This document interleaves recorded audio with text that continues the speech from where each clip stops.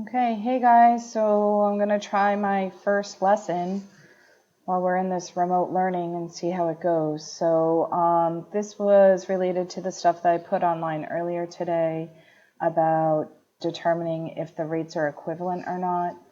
So just a couple of reminders about this. First, you got to read the question, so let's go ahead and do that. Marcia made 10 bracelets for 5 friends. Jen made 12 bracelets for 4 friends.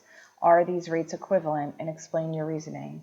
So just like in any other word problem, what you want to do is identify what are the two things that you are comparing.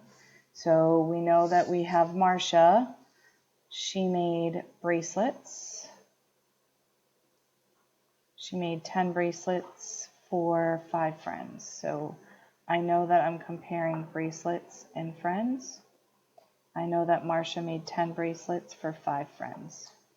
And then I have Jen, and she also made bracelets for her friends.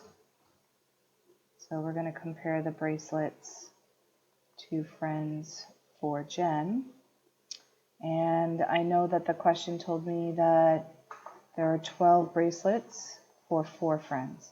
So at this point, I have a different amount of bracelets and a different amount of friends, so I can't really compare if the rates are equal or not. So what we do in that situation is we find a unit rate.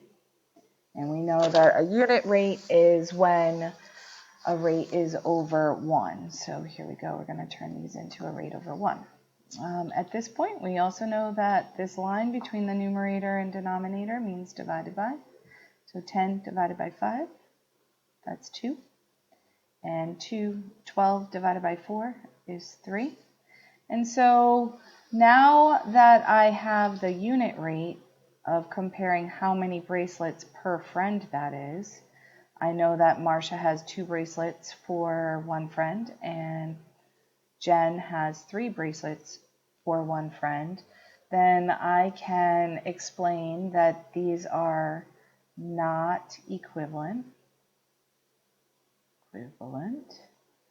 because, well, I know that their unit rates are not the same, but I also can tell that 2 bracelets per friend is less than 3 bracelets per friend.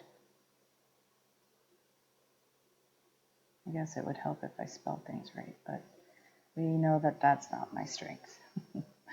All right.